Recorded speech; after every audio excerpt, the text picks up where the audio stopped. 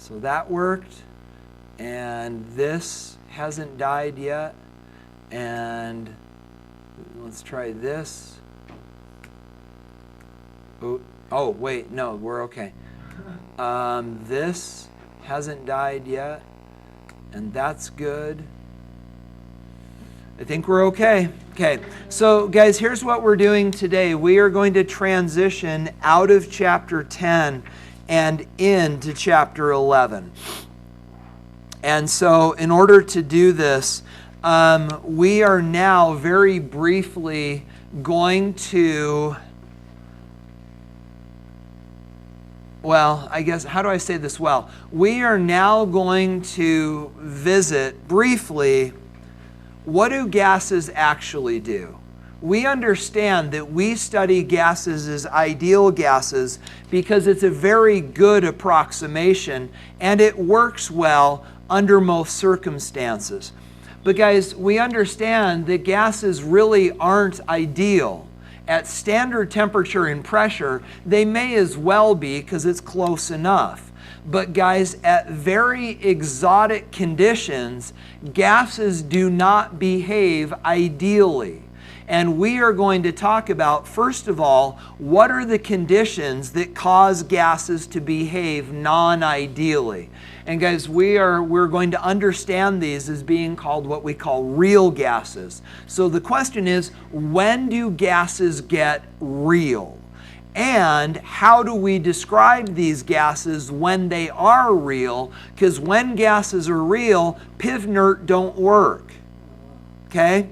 Then guys, when we're done with that, we are going to jump into chapter 11 and we are going to have a very superficial conversation about phases of matter, reviewing what we know about solids, liquids, and gases, watching the same video that you watched last year in general chemistry over this, but watching it with a more a more critical eye. We're going to watch the video that you saw last year about solids, liquids, gases, and phase changes, but with our better informed critical eye, we're going to figure out what made this animation actually really quite poor, because there's all sorts of bad stuff in it, and we're going to watch it and figure out what's not right. Okay. So guys, here we go. In order to dig into this conversation, the first thing that we need to do is we need to talk about what causes gases to behave non-ideally. So in order to get in, you know what I'm realizing? I think, yeah, I forgot to print my notes, and I'm going to need them today just to get the transitions down. So bump, bump, bump, bump. Bump, up, bump, bump, bump, bump. There we go. Okay. So guys, the idea is this. When we talk about ideal gases, and this is obviously where you want to start tracking things down. Guys, when we talk about ideal gases, we use PIV-NERT to describe ideal gases. So guys, let's remind ourselves, what are the assumptions that let PIV-NERT work? How do we describe gases when we treat them as being ideal that really isn't the case? What are the two oversimplifications?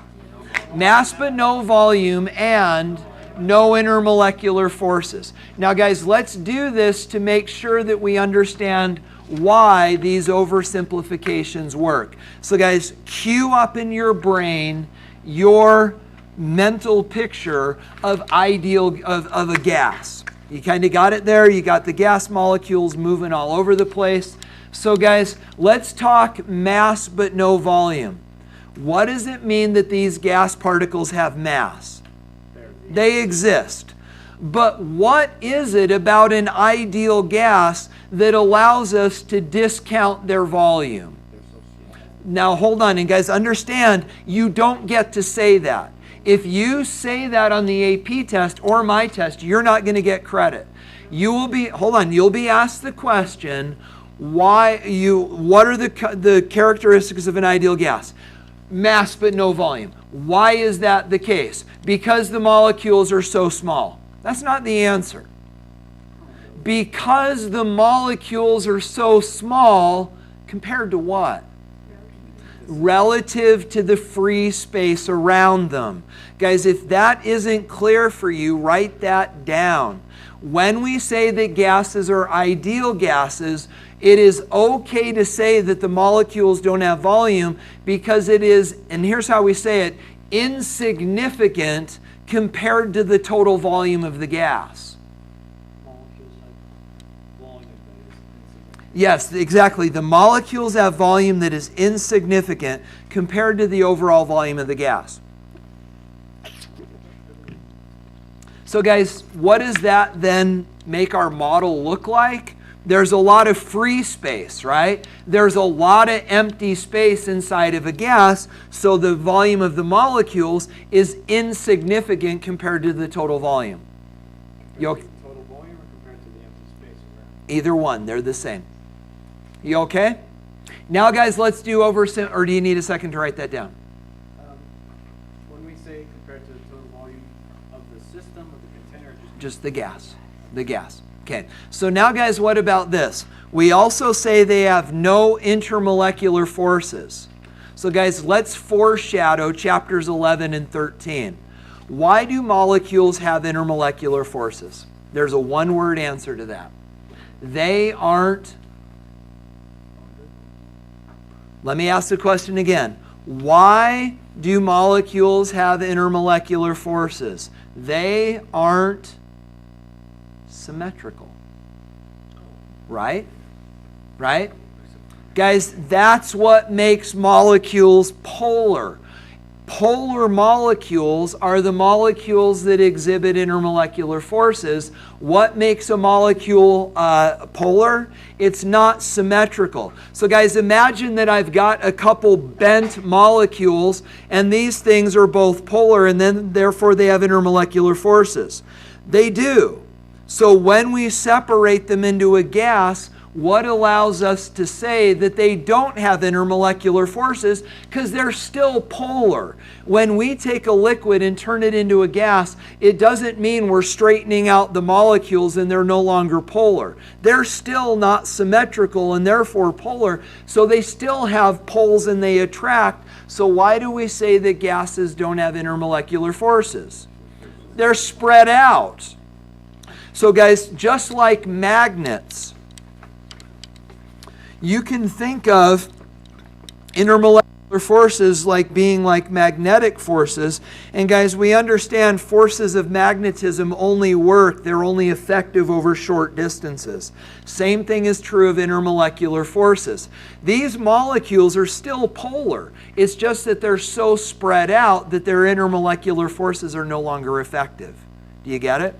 So if you need to include that, just a second, if you need to include that back in your notes, it may be worth saying the other oversimplification is ideal gases do not have intermolecular forces. Why? They're so spread out. If you want a second to write that down, I'll let you do it, but I'm not going to answer questions until I get to lead you to an interesting connection. Do you need a second to write it down, or can we keep talking? You're okay? Okay. So guys, if you've had enough time, now let me ask you to do this. What is the connection between the two oversimplifications that make a gas ideal? Exactly. It's all about space. Did you get that? Guys, you may even want to write down that one really poor sentence in your notes. It's all about space. Guys, ideal gases are only ideal when they're all spread out. Why is it we don't have to talk about the volume of the molecules themselves? It's insignificant to the space. Why? They're so spread out. Why don't gases exhibit intermolecular forces? Because they're so spread out. So guys, in order for a gas to be an ideal gas, these molecules have got to be spread out. So you ready for the big thought for today? What if they aren't spread out? What if we could, and guys, let me show you what I'm talking about. What if we take a gas, and what if we do this? So, oops, oh, I can't do that there. I got to do it here. So guys, what if we take this gas, and this gas is all spread out, right? Let me get rid of this and let me make this bigger. Guys, this gas is all spread out. And when it's all spread out, it can behave ideally because of all the empty space. These molecules can't attract each other because they're all spread out. No intermolecular forces. The size of the molecules themselves doesn't matter because it's insignificant compared to the empty space around them. This is an ideal gas. But guess what? If we take this ideal gas and if we do this, it is no longer ideal. And remember, what's the drawback to me doing this? The molecules shouldn't get smaller. Ooh, let me try this. Yeah, let me do this. Copy, paste, bump, ungroup, grab all these. Actually grab this, make it smaller.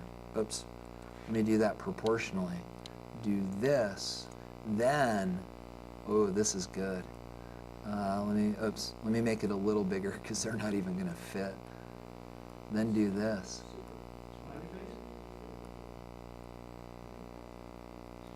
Wow. Backwards, upside down, smiley face. Do you get the idea?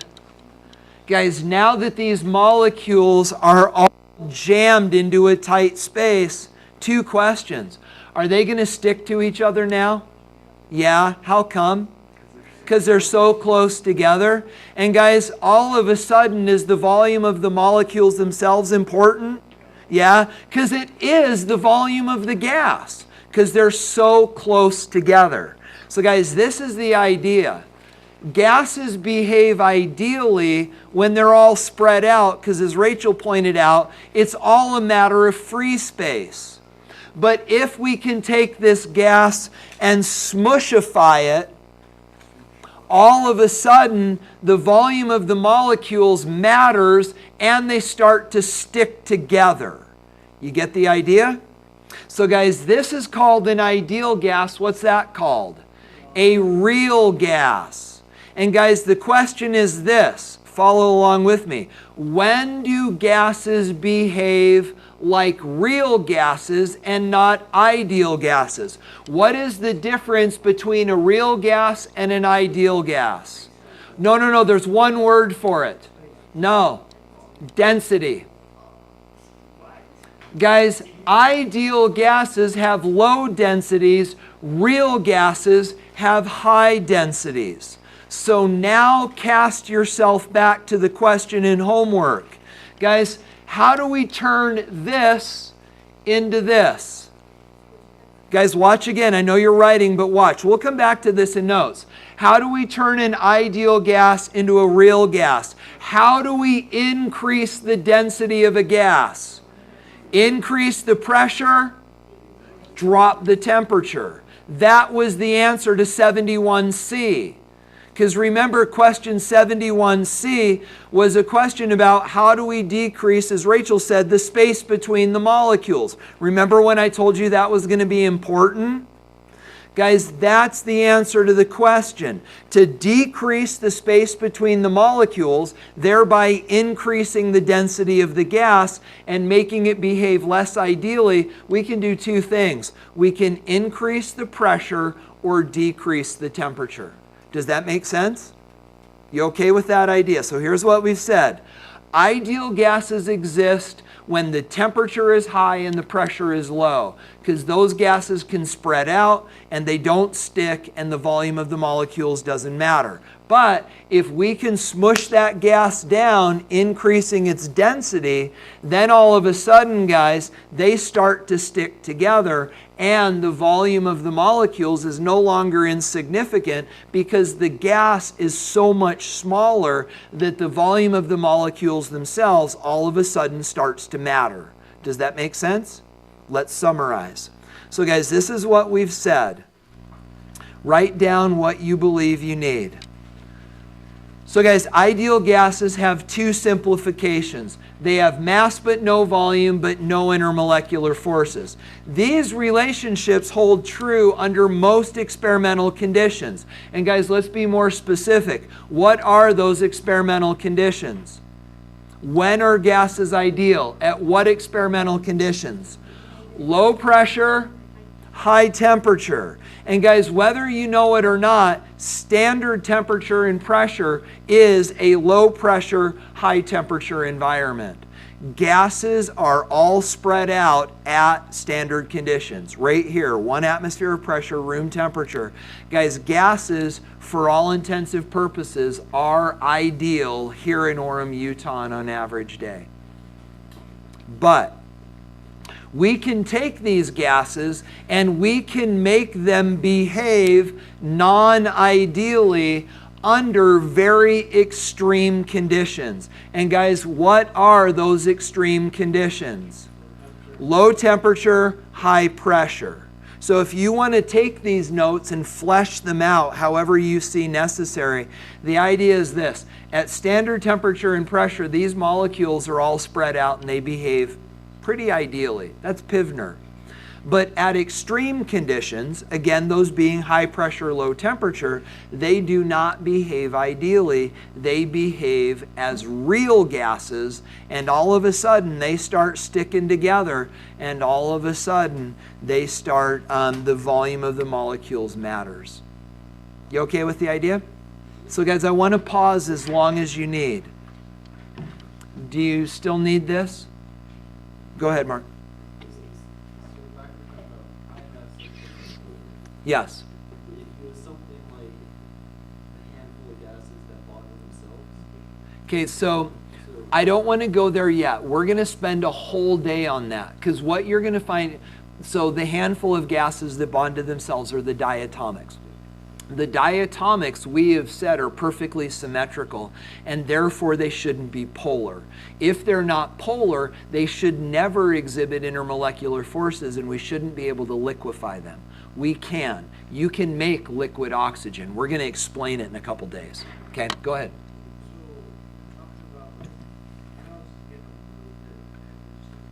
Let's try it. Go ahead.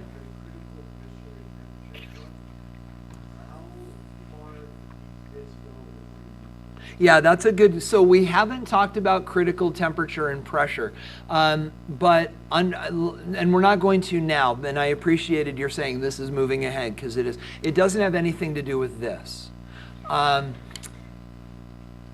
I can't explain why until we get there. Just for now, realize they're largely unrelated concepts, and we'll get there. So guys, if you don't know, critical temperature and pressure are the temperature-pressure combinations where you can no longer you can no longer gasify a liquid. We'll talk more about it later. It's a mess, but we'll get there. Okay, so guys, do we still need this picture or was this helpful?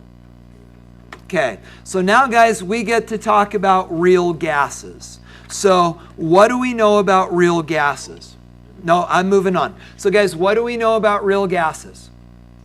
When do they exist? High temperature? No, high pressure. Let me show this to you. Guys, this is the way we describe this graphically. This is really interesting. And I know that you guys are going to want to do a super deep dive on this and understand why the graph initially goes down and then goes up. We're not going to talk about it. What we are going to talk about is this. So, the y-axis represents number of moles. Okay? But rather than measuring numbers of moles relative to PivNert, solving PivNert for moles, you get PV divided by RT. So if you take a sample of gas that contains a mole of gas, regardless of what its pressure, temperature, and volume is, it divides out and you get 1. Now, if you take that gas and you start to squeeze it, the pressure goes up. Well, guys, notice what happens. If this gas was an ideal gas, as you squeeze the gas, the volume would change such that it would always behave as if it was 1 mole of gas. But guys, that is not what happens. When you squeeze this gas, you can see that these lines deviate from ideal behavior. So what we're finding is this. If this were an ideal gas, if ideal behavior, Pivner, if ideal behavior was not dependent upon pressure, all of these graphs would be horizontal lines. But it turns out that if you take gases and you squeeze them and then measure their temperature and their volume, their behaviors deviate from ideal behavior radically. So the idea is that as we squeeze these, you can see these lines departing from the horizontal line, which would represent an ideal gas, showing us, and all we need to understand is showing us that increases in pressure do in fact cause gases to behave non-ideally. But notice what our pressures are, guys. These are atmospheres. These are not torr or kPa. This is 1,000 times atmospheric pressure. So guys, understand we are talking about crazy, wacky pressures. This is not 1 or 2 or 3 times atmospheric pressure. This is ridiculous thousands of times atmospheric pressure. And what we need to see is that these things don't behave ideally. You get the idea? Okay. Now what about with temperature? Well guys, something very similar also happens. So guys, now the thing to watch is this. Now instead of these being multiple different gases, it's actually the same sample of gas, and now we are changing the pressure and the temperature. And what you find out is this. The higher the temperature of the gas, well, what you find is that it deviates from, so relative to temperature, because it's the same gas, this thing deviates from ideal behavior relative to temperature as well. So all we need to see are the deviations, and the idea here, guys, is that temperature and pressure both cause deviations from ideal behavior. You get the idea? Is that okay? So that's all we need to know is when we heat a gas, I'm sorry, no, not when we heat, when we cool. So I may have said that backwards. So the lower the temperature, the more the deviation from ideal. Did I say that wrong? Do you get the idea? That a hot gas is going to try to stay spread out. So a hot gas, like 1,000 Kelvin gas, is going to try to stay spread out regardless of the pressure, and it will behave more ideally. A cooler gas, like a 200 Kelvin gas, that's 70 degrees below 0 Celsius, a cooler gas will behave more non-ideally. It'll depart from ideal behavior more because the molecules are cooler, they're closer together, they start to stick. You get the idea? Is that okay? So guys, fundamentally, all these graphs are telling us is as we increase pressure, gases behave less ideally. As we decrease temperature, gases behave less ideally. Is that okay? Go ahead. Interchangeably, absolutely. Yeah, for sure. Yep. You guys good?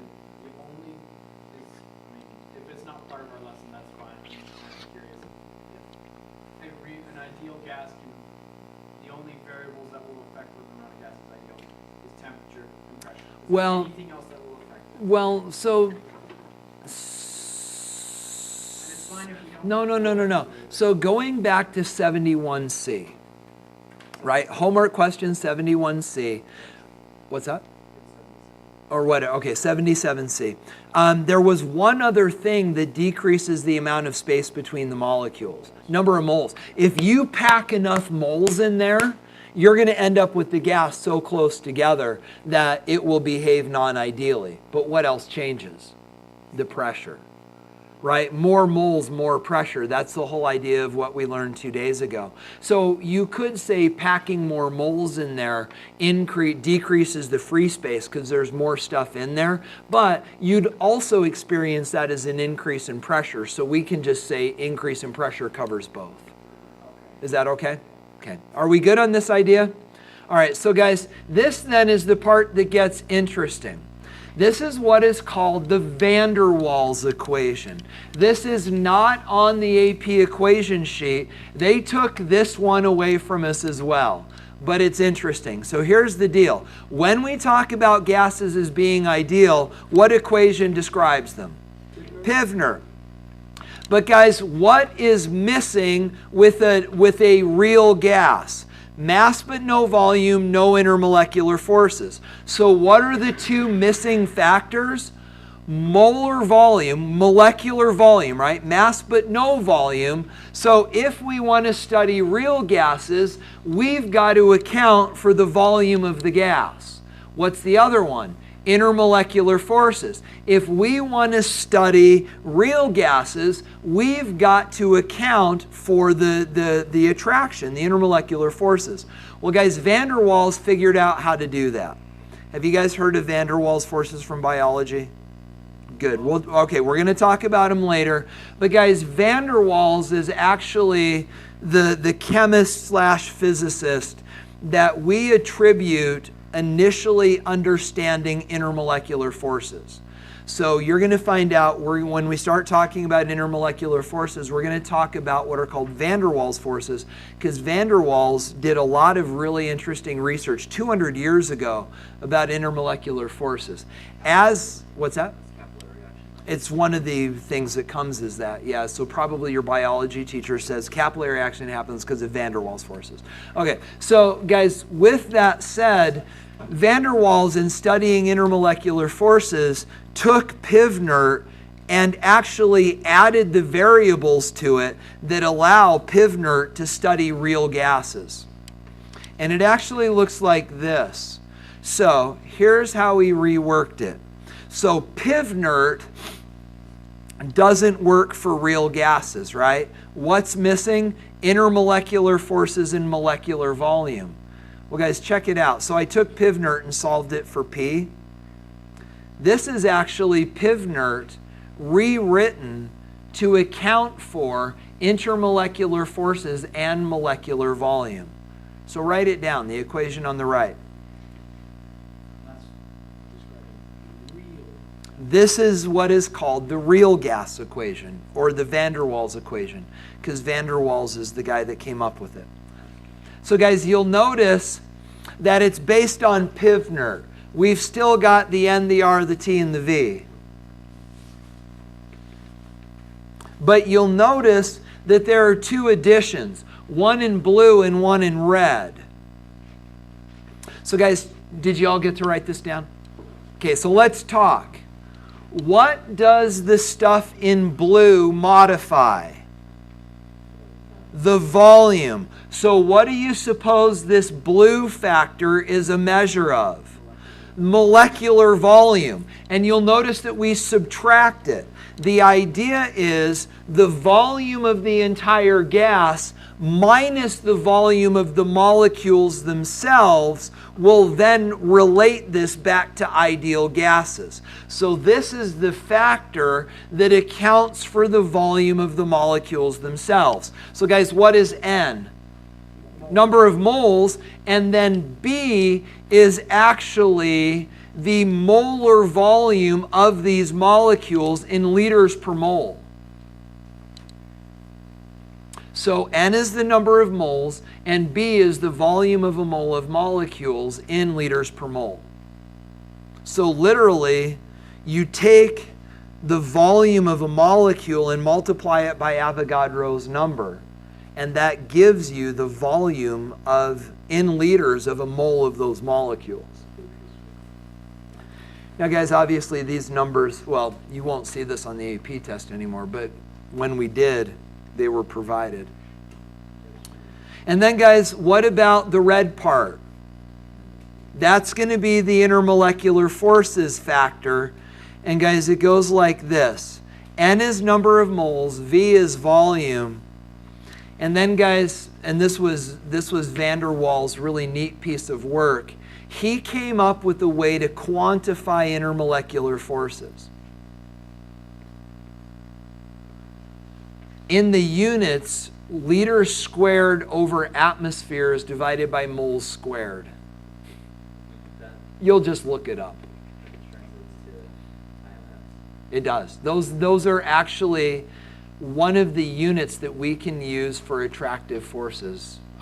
But realize what happens is the liters cancel and the moles cancel, and what you end up with is a measure of intermolecular force in atmospheres. Yeah. As if it's kind of an interesting way to think of it, but it's really making intermolecular forces a pressure of attraction. But guys, do you understand? Can you think, or are you still writing? You okay? Okay, so this is the idea. What this functionally does, because putting this in here, the moles will cancel and the liters will cancel. What this does is it makes intermolecular forces a pressure of attraction. But why do we then subtract it? Do you see why? It's taking from the pressure. Because guys, this is solved for pressure. So the extent to which these gas molecules are attracted to each other will be the amount with which the outward push is decreased. Does that make sense? So the molecules, so if we go back to our molecule picture, guys, if we go back here, the idea is this. If we are pretending like these molecules do not attract, then all they do is push out. That's pressure. But if these molecules are now attracting each other, the degree to which they attract is the degree to which they're not pushing out. Because attraction is an inward force and pressure is an outward force. So if we measure and if we quantify attraction, we've got to subtract that attraction because it's an inward force that decreases pressure. That is why in the van der Waals equation, this is subtracted. We subtract this because intermolecular forces cause the pressure to go down because they're inward rather than outward. But guys, fundamentally the idea is, it's interesting to think about, but you're not going to see this on the AP test. If I put it on the R test, I'll give you the equations. But understand, this is what is required to make Pivner real rather than ideal. Yeah. Well, and so did you hear Joel's question? He said, why don't we just use it all the time if it is in fact more accurate? And what you're going to see in homework is you are actually going to be offered a sample of gas. And it'll say, figure out the pressure of this gas, assuming that it's ideal, Pivner. And then it'll say, now do it again, but this time figure out the pressure of the gas, taking into account molecular volume and intermolecular forces. But what you're going to see is the sample of gas is really close to standard temperature and pressure, so it will largely be ideal, and what you'll find out is the answers are functionally the same. But understand that if we were at very exotic, non-ideal conditions, then they wouldn't be the same. Go ahead. And so so where does it matter? And the answer depends on the particular gas, but in here we always just treat them as ideal. Unless it's one of these particular problems, which again you won't see on the AP test. So, yeah, Trace.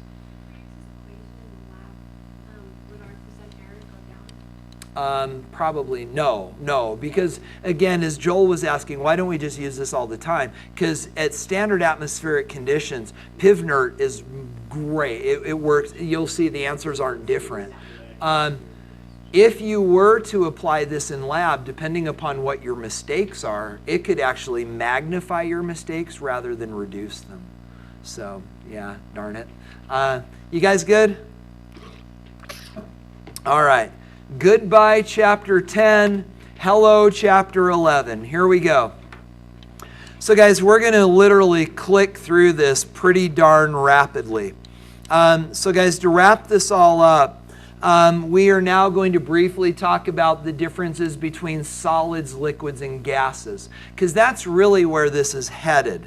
We're sort of doing it backwards. What determines whether a substance is a solid, a liquid, or a gas? Intermolecular forces. What does that depend upon? Polarity. What does that depend upon? Molecular structure. So guys, we've talked all about gases. Now we're going to bring solids and liquids into the conversation, talk today about them, and then for the rest of the unit, we're going to tie this all back to molecular structure, intermolecular forces, and polarities. So guys, when we talk about, solids, liquids, and gases, you guys should all be able to, please don't even try to write this down. Guys, here's everything you need to know about solids, liquids, and gases. So just make sure this is all review from last year. So yeah, actually we'll talk about that one. So guys, gases, here's what we know. They Tazvok. They take on the shape and volume of their container. They compress. They diffuse rapidly, and they flow rapidly. You okay? What about liquids? Well, they take on the shape, but not the volume of their container. The water in my bike bottle is only in the bottom. It doesn't fill the whole container. These things do not expand to fill containers. They are actually virtually incompressible. They're so close together that it's really hard to compress liquids. They diffuse, but not as fast as gases, and they obviously flow readily. Is that okay? Wait, virtually incompressible. Mm-hmm. Squeeze it and they don't get much smaller. No, yeah, don't confuse squishing out with compressing. If you take this liquid and if you compress it, it will not get smaller. It doesn't compress much at all. The container may explode, but it doesn't compress. That's why hydraulics work. You push on a liquid and it comes out the other end of the hose and it can move things around. Yeah. And then guys, solids, they don't do a whole lot. They are virtually incompressible. Guys, they don't take on the shape or the volume of their container. But guys, interestingly, they will diffuse. If we have time, I'll show you videos. But guys, if you have the time and you're interested, YouTube diffusion of metals. It sounds weird, but it's beautiful. They have these microscopy images of taking two metals and applying literally tons and tons of pressure, and they're focusing on the interface, the surface where the two metals contact, and they're doing this under microscope, so you can actually see the crystals. And if you take two metals and super compress them, their crystals will actually grow into each other. It's really cool, and it is an example of diffusion. And if you find these videos on YouTube, you're going to be like, whoa, that looks like it's just happening really fast. Remember the scale. This is under a microscope, so what looks like inches of movement is actually micrometers of movement. It doesn't happen quickly, but it is really cool to watch. And then obviously solids don't flow, right? So why is all of this true? All of this is true because this is true. Solids have very ordered structures. We call them crystalline. And guys, and we should talk, are these things moving? Yeah, not past each other though. And then guys, when we look inside liquids, we understand they're like a mosh pit. They have intermolecular forces. They just don't have the structure. And then in gases, we understand that we have defeated the intermolecular forces and they become gases. Now guys, with that said, we need to make sure we're clear on the terms. So we can look at this now in the context of an energy diagram. So we've got the energy of the system, solid, liquid, and gas. Now guys, we understand that gases are highest energy, liquids are mid-energy, and solids are low energy. But you also need to understand that these relative placements are actually radon for pretty much any substance. So first of all, let's talk about the terms. So I'm going to try to draw. I don't know that it's necessary, but we'll give this a shot. So guys, when we take a solid and turn it into a liquid, what do we call it? Melting. And that is endothermic energies going in. Then when something freezes, going from liquid to solid, that's exothermic energies going out. Then when we take a liquid and turn it into a gas, that is endothermic. That's called boiling or evaporation. And then similarly, but conversely, gas to liquid is condensation, and that is an exothermic process. Is that okay? Then guys, here, solids can turn directly into gases. The name of that process you may know is sublimation. And then that is an endothermic process. And then conversely here, gases can turn straight into solids, and that's called deposition. Okay? But guys, with that said, you do need to understand this. Which is more endothermic? Melting something or boiling something? Make sure you catch this, guys. Which is more endothermic, melting or boiling? You said it. I just wanted to make sure everybody said it. Guys, boiling, so vaporization is, we're just going to say always. Vaporization is always a more energetic process than melting. Why would that be true? Yeah, so here we're totally breaking intermolecular forces. What are we breaking here? Structure. So guys, understand it's easier to break structure than it is to break intermolecular forces. So boiling, vaporization, is a more energetic process than melting. Is that okay? All right. Then guys, we're going to pull this all together here. You may remember generating this graph when you did the phase change lab last year. There are some important things in this graph that you need to recall. We'll go yellow so it stands out. So guys, the first thing that you need to understand is that this is the amount of energy added, and this is temperature. So as we add energy to a substance, down here we're in the solid phase. And as we add energy to a solid, what happens to those particles? They vibrate faster and faster and faster. Now guys, how do we know that they're vibrating faster? Their temperature is going up. Does that make sense? Then guys, we come to this point which we call the freezing point. And when we reach the freezing point, as we continue to add energy, you'll notice the molecules do not move any faster. So when a substance melts, its temperature doesn't change. Make sure you're clear on that.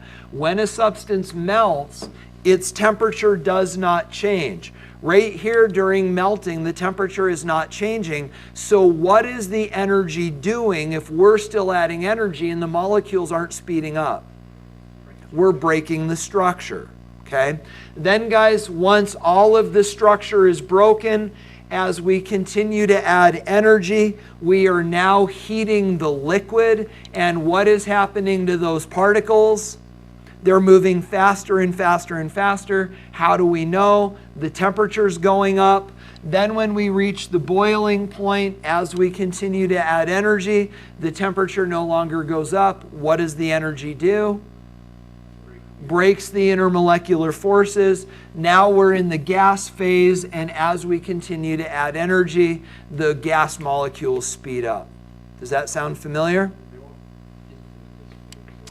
Well, it's the question, is there a maximum speed? And we'll let you look that up on YouTube. You guys good with the idea? Okay, so guys, with that said then, tell me what's wrong with this video. When heat is a... So let's set the stage. So, well, here, let's go here. So guys, here's what we're going to have. We're going to have a substance. We're going to have a box. We're going to have a temperature scale that is going to start below the melting point and move up from there. So we are going to start below the melting point. So below the melting point, what phase are we in? Solid. What's going on with these molecules that are up here in the vapor phase? Where did they come from? Where did they come from? Sublimation. And guys, that happens. Some of these molecules will actually sublimate and leave the surface of the solid. Now watch the temperature gauge and the substance itself. The temperature is going up. What's wrong with the animation? The molecules are not moving faster. To my eye, they're not, and they should be. But for some reason, they decide to include the fact that it does sublimate more readily, which to me is not making the point, and it's distracting. Then we get to the melting point. And unfortunately, we don't get to see that the molecules aren't moving more quickly once it starts to melt, because they never sped up in the first place. But now we reach the melting point, and what are we going to see happen? Structure collapses. And I believe it does a nice job of that. That looks to me like structure collapsing. And the thermometer is not changing, and at least they aren't wiggling faster. And then we start to go up, and it takes them a while, but they finally start to wiggle a little faster. And then we get to the boiling point, and now we see these things start to fly apart. Yeah, oh yeah, so they're even escaping. Because guys, if they weren't escaping, what would happen to pressure? It would go up, and actually, we'll talk about this more later, it could even prevent some of the liquid from evaporating. And we've got the molecules escaping, and now they move faster and faster, and it goes on from there. You get the idea? And they're slow, yeah, and now they're slowing down, which is horrible. Okay, so guys, here's your homework. We will grade this on